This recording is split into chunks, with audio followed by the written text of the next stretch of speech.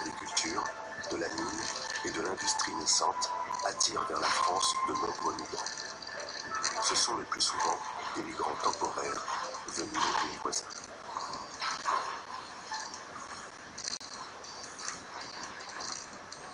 En Europe, c'est le temps des révolutions. Libéraux et démocrates se soulèvent contre les monarchies, au nom du droit des peuples à disposer d'eux-mêmes. La France rayonne comme une terre de liberté et attire les bannis de toute l'Europe.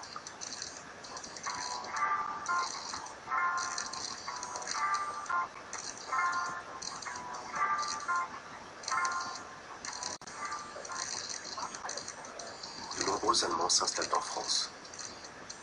Certains sont des artisans à la recherche d'un travail, d'autres des intellectuels, des artistes et des démocrates qui fuient la répression. Après l'échec des insurrections de 1830 et 1863, la France accueille les exilés polonais de la grande émigration. De nombreux étrangers participent à la Commune de Paris. À partir de 1881, les Juifs persécutés dans l'Empire des Tsars viennent à leur tour chercher refuge dans la patrie des droits de l'homme.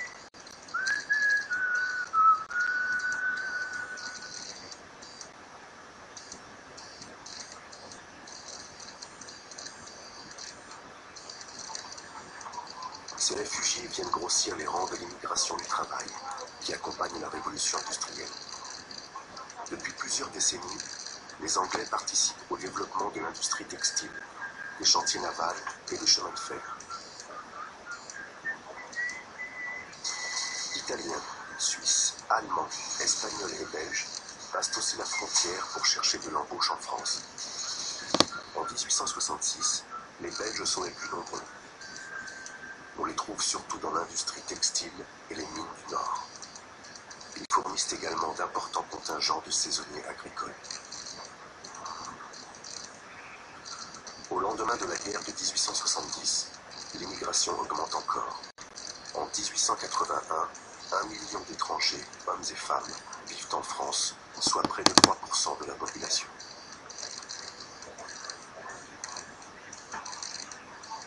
Les raisons de cette immigration sont nombreuses. La natalité française décline. L'exode rural prive de bras certaines campagnes sans suffire aux besoins de l'industrie en pleine mutation. Les paysans des pays voisins, chassés par la misère ou le surpeuplement, viennent combler ces manques et rejoignent en grand nombre le prolétariat industriel.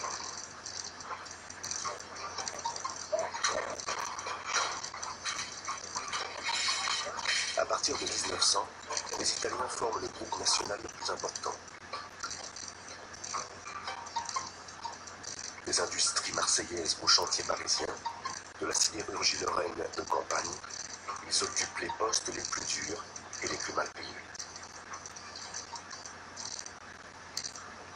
Des chaînes migratoires se mettent en place entre le village d'origine et la région d'installation. À Marseille et en Lorraine, les Italiens participent à la naissance du mouvement ouvrier. De leur côté, pour répondre aux besoins croissants de main-d'œuvre, les employeurs cherchent à organiser le recrutement. On achemine aussi les paysans catholiques vers la ligne du Nord et les premiers contrats font venir des ouvriers agricoles polonais. L'immigration frontalière ne suffit plus.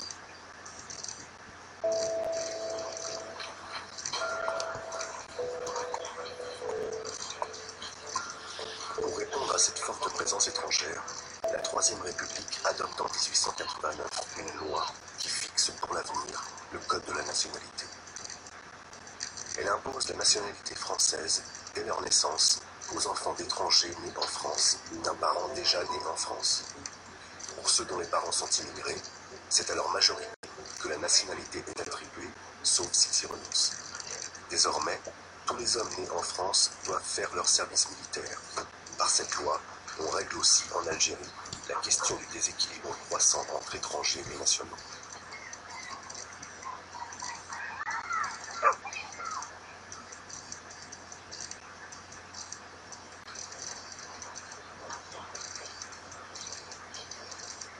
Mais en ces temps de nationalisme, les étrangers suscitent de violentes réactions xénophobes. les ouvriers français les accusent de concurrence déloyale. La population voit en eux des ennemis de la patrie ou des sauvages porteurs de maladies. Les violences physiques sont fréquentes en milieu ouvrier. Dans le Nord, on s'en prend aux Belges. À la fin du siècle, les Italiens sont les plus visés.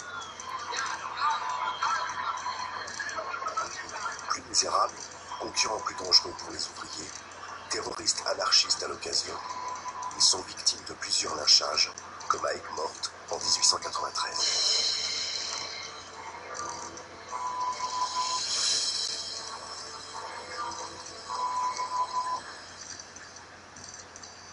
Pour calmer les tensions, l'État met en place des mesures destinées à réglementer et surveiller les étrangers.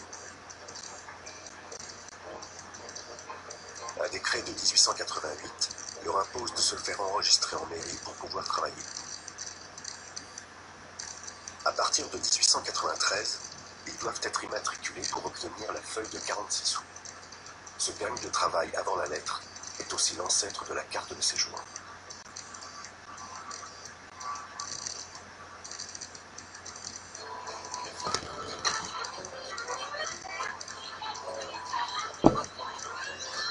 À la belle époque, la xénophobie s'atténue grâce au retour d'une bonne conjoncture.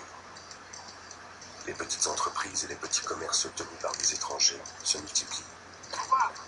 Le plein emploi facilite alors leur insertion dans la société française.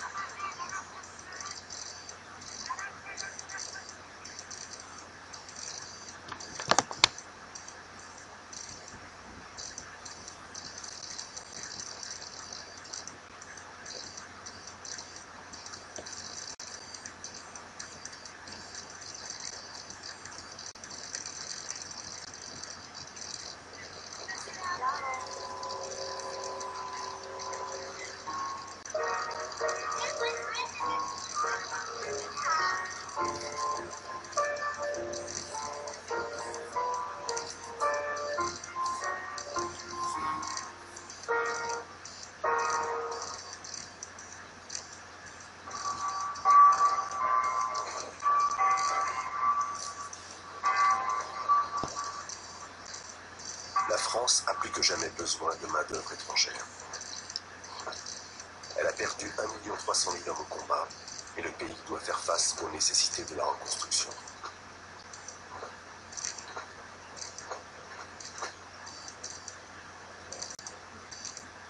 Au cours des années 20, l'expansion industrielle et le développement rural vont rendre nécessaire la poursuite d'un recrutement à grande échelle.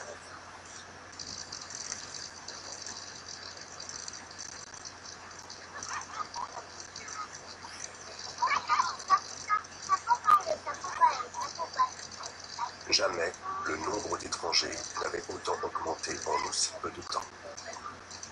D'après les statistiques officielles qui sous-estiment la réalité, le nombre d'étrangers double presque en 10 ans. Il approche en 1931 3 millions de personnes, soit près de 7% de la population. La France figure désormais au premier rang des pays d'immigration, devant les États-Unis qui se ferment avec les lois des quotas.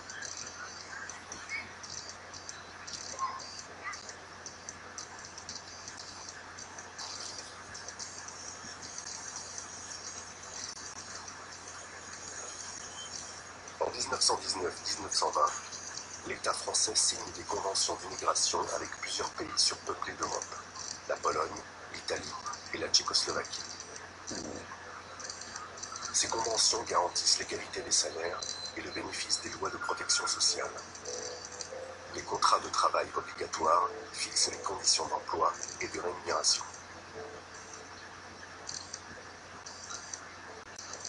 Ces principes constituent un progrès à condition d'être respectés.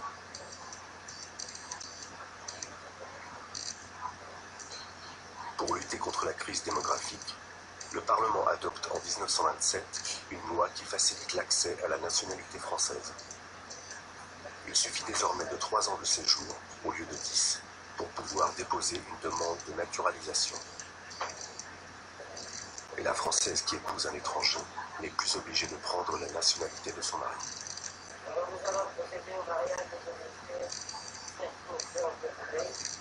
En ce qui concerne le recrutement, l'État s'en remet au secteur privé. La toute-puissante Société Générale d'Immigration, qui représente les intérêts patronaux, joue un rôle majeur dans la recherche, la sélection, le transport et le placement de quelques 500 000 ouvriers et ouvrières issus d'Europe centrale.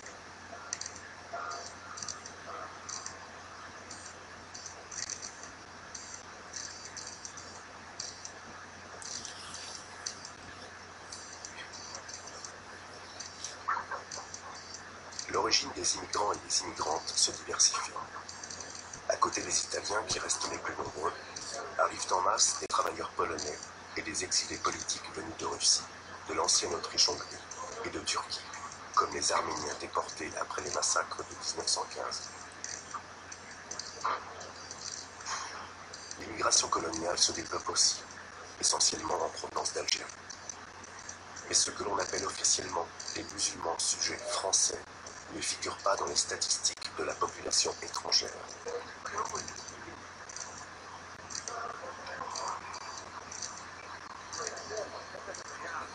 Les Italiens impriment leur marque dans la Lorraine métallurgique. Les Polonais s'installent dans le nord charbonnier. Les Arméniens dans la vallée du Rhône. Les Russes en région parisienne.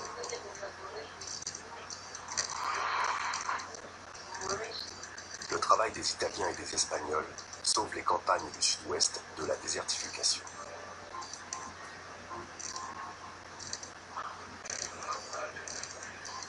Paris devient la capitale des milliers d'antifascistes italiens qui ont choisi la France. La ville lumière attire aussi les artistes et les écrivains venus du monde entier.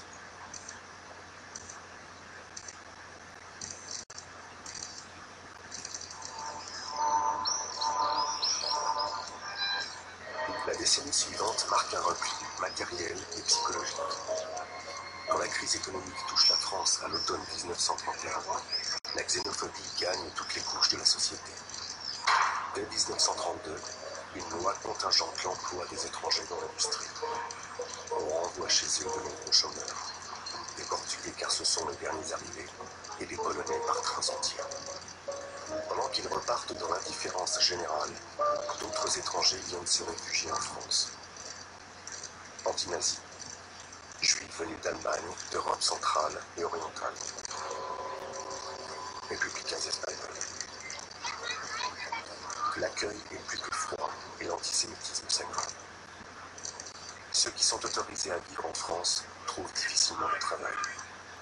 Sous la pression des médecins, des avocats et des musiciens, le Parlement adopte des lois de préférence nationale qui interdisent à ces réfugiés l'exercice des professions libérales.